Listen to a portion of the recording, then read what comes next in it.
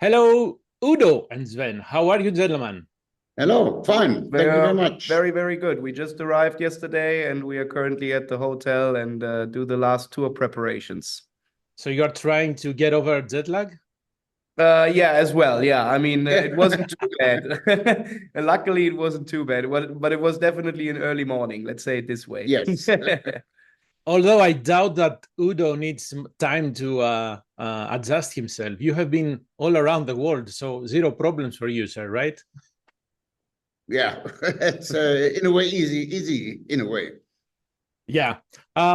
Okay, first of all, I need to ask, Udo, are you okay? Because the band had to cancel a live show back in August, right?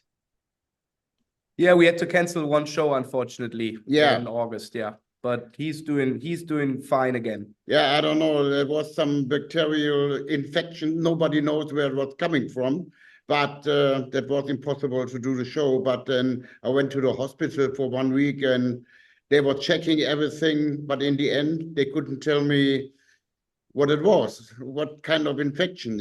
So, but anyway, I'm fine, no problems at all. And here we go. Of course. Your metal heart can not be held down. Then I have to ask about how Andre is doing with all this, with the war still going in Ukraine. Yeah, I mean, that was obviously a very tough situation, and it's unfortunately still ongoing. But we were very, very lucky that we got him out of the country. And that was very, very frightening times. And we are just very lucky that he came to Germany, or we were able to pick him up with his family, and he's safe. And of course, it's still an ongoing thing, and it's still in his head, and it's absolutely catastrophic what is going on. And it's definitely not cool. But hey, I mean, there's nothing he can do, nothing we can do, and we just hope that the war will stop as soon as possible. Absolutely. Okay, changing subject. Congratulations, Udo, for receiving the Voice of Metal from Metal Hammer. I saw you some pictures with you guys in the ceremony. So after all these years, do these awards mean something to you? Again? If the awards mean something for you. Yes, I mean, to be the voice of metal, what can I say? Of course, it makes you in a way proud. Of course, that means you did something, in this business. You have been doing something, you mean? Yeah, I think. Yeah. Okay. So let's talk about the upcoming tour. You had a posting on the band's Facebook page asking from fans to propose songs for the set list. Sure. How fun was that, getting through all these messages? Yeah, I mean, it's always very interesting to see and read what the people want to hear. And of course, as everyone knows, I mean, U.D.O has 19 studio albums, so it's very tough to put a set list together, and you can't satisfy everyone. No. That's for sure. And we can't play for 6 hours a night.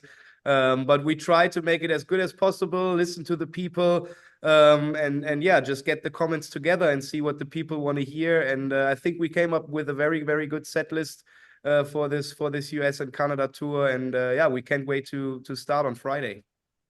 So how do you guys choose the songs? As you said, Sven, you have U.D.O has 19 albums right now. How do you do that now? No, I mean, of course, there are classics that you can't avoid having in the set list, absolutely. And I mean, with having new albums, we want to promote the new album, of course, and we want to play songs from the new album, of course. And yeah, it's just the process is pretty much the same every tour. You just put songs from the new album in the set list, and then you have to see if they work out live. And with Touchdown, we were very, very fascinated because the people in Europe, they knew the songs right from the beginning, and people were singing along, such as songs Forever Free. We are still blown away by the reaction of the people. And yeah, we just hope to receive the same feedback here in the US. And we are very, very keen on finding it out. And yeah, it's basically the same process. And then you try to put in some surprises and stuff that people maybe never heard from the band before, playing it live. And then you just need to see if it works live. But so far, we are really, really happy with the set list. I'm sure you will receive the same response because the album is indeed great. Are you planning to show up wearing the American football outfits? No. I mean, we can tell you right away that playing in these outfits is definitely not possible. I mean, with all the protection and stuff, it was a very, very fun photo shooting because obviously no one ever worn something like that. So it was very, very funny when we got this on, but it's definitely not possible to play in these outfits. No. I love how U.D.O says no. You didn't even discuss this, right? Okay, so after this tour, you have already announced the Balls to the Wall, the 14th anniversary tour, starting with some dates in Latin America. After those dates, do you have any more dates for 2024? I think we only have one festival coming up in November, which just got announced yesterday, which is the Metal Hammer Paradise in Germany. And then that's it for the year. I think we've been on tour for a long time, including all the festivals. And then we will start the whole thing again after a break. And then we go out on tour at the end of February 2025. Yes. Yeah. And that will be as Dirkschneider, right? To play the... Is the plan to play the entire Balls to the Wall? Yes. Yeah. We played from A to Z. No, that was the whole idea about it. I think that has never been done. And I think this will be very, very cool for the fans to get the experience of hearing the album from the beginning until the end. Yeah, of course. There's also some songs you will never played with Accept. Yeah, and of course, then of course we play some songs, classic Accept songs around, of course. And also there will be, I think, a little surprise. But anyway, we don't want to talk about this. Exactly. I noticed that U.D.O was looking at you, Sven, when he said the surprise. So I'm not sure why. Yeah, no. But we don't want to talk about it now. There should be some surprises for the people left. Yeah. And you don't want to fire all of your guns. Of course. Speaking of surprises, and for this tour, you will start in Europe. And I think based on the program, it goes until the end of April. Should we expect to see the same tour coming to the States again? Again, meaning you guys. We are working on this already, but we will see how we can do this tour here in America. Maybe we go with a bigger band as a special support, special guest, or maybe we come as a package or whatever. So that we're still working on it, but we would love to come back with the whole Dirkschneider thing and play the Balls to the Wall 40th anniversary tour here in the States as well. That would be great, yeah. So here's the problem, quote unquote. Next year, it will be the 40th anniversary of Metal Heart. However, as the years go by, we will have the anniversary for Animal House. Yeah, you can make it every year one anniversary, you know, but no, I don't think that it's the thing what we really want to do, right? No, I mean, the thing is that I think it's a luxury problem to have if you run behind anniversaries, and then you have to keep in mind that there was COVID, and as you try to plan ahead as much as possible into the future, of course, we had plans in our heads as well, still back in 2020, and COVID just was a big surprise for everyone and a big catastrophe in regards of that. So we had to reschedule, and now we run into the problem that you have anniversary after anniversary. But yeah, we just hope that we can satisfy people with this Balls to the Wall tour. That will be definitely something for the people, I'm very sure, and the reaction so far is great. And who knows, maybe we can throw in another anniversary tour when we have the time in between the touring. Well, someone, as an old school fan, I am 50 now. Sometimes I think that playing anniversary shows, it's going through the old stuff. However, it's 40 years. We have at least 2 generations of metalheads. And some of them have never heard of these songs. So I now have started to appreciate these things. So please, whenever you can, and if the schedule and your energy allows that, please do those. Yeah. So how did it feel working with Peter for Touchdown, even though he wasn't part of the songwriting, right? Right. No. Yeah. Yeah, but he was playing the bass on this album, and he did a great job. But yeah, I mean, with Peter, it was in the beginning not really planned that he became a permanent member of U.D.O. But then, yeah, the old bass player, he couldn't make it anymore. And and then Peter came up by himself and said, I would love to join U.D.O. That is great. It's a great fun, and it's a real like a family thing and blah, blah, blah. And yeah, what can I say? I'm really happy that he's back. And for me, of course, it's like he never went away. For me, it's like, I mean, yeah, it's a lot of fun to play with him now live. And it is a family, aside from the obvious with Sven, working with Sven, U.D.O is a family.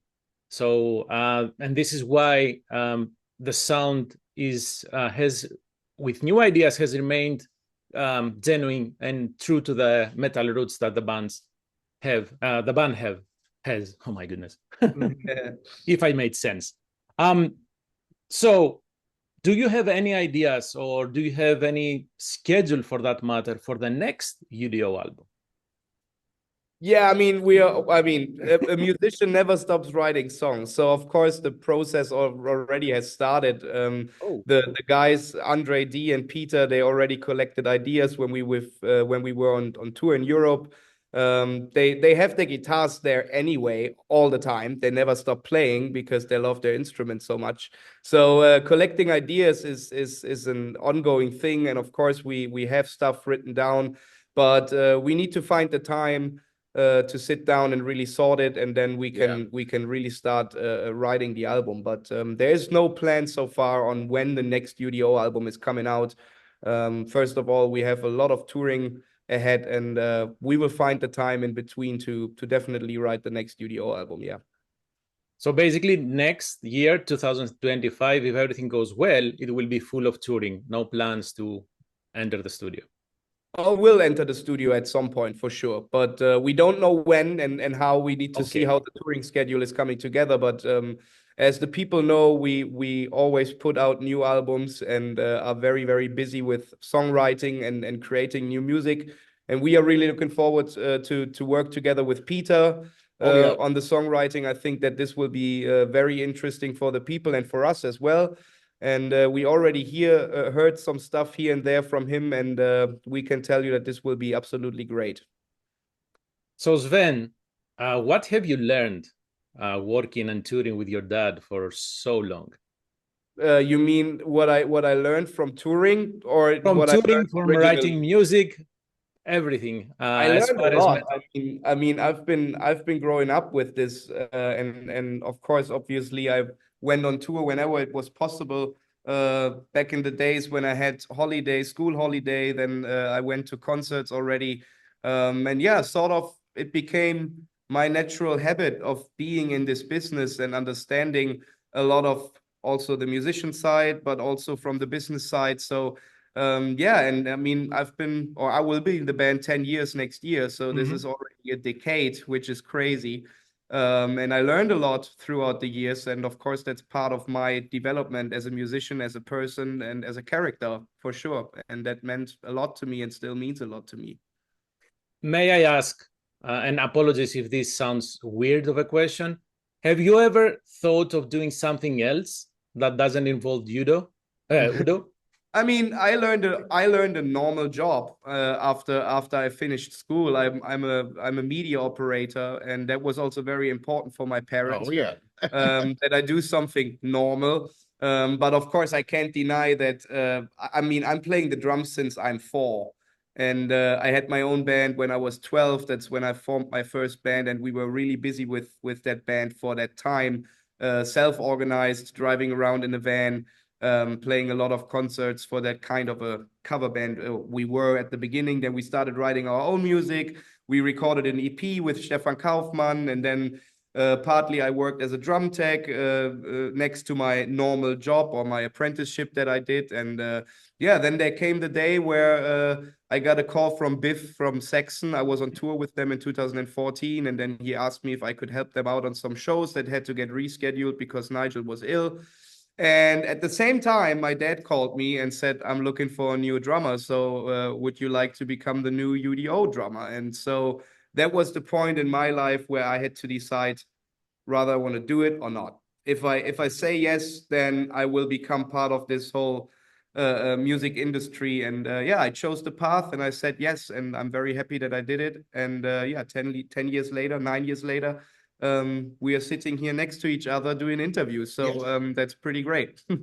And I was talking about doing something else, another band. I wasn't questioning if you're doing anything else. So I'm sorry if it sounded like... No, all good. I understood what you meant.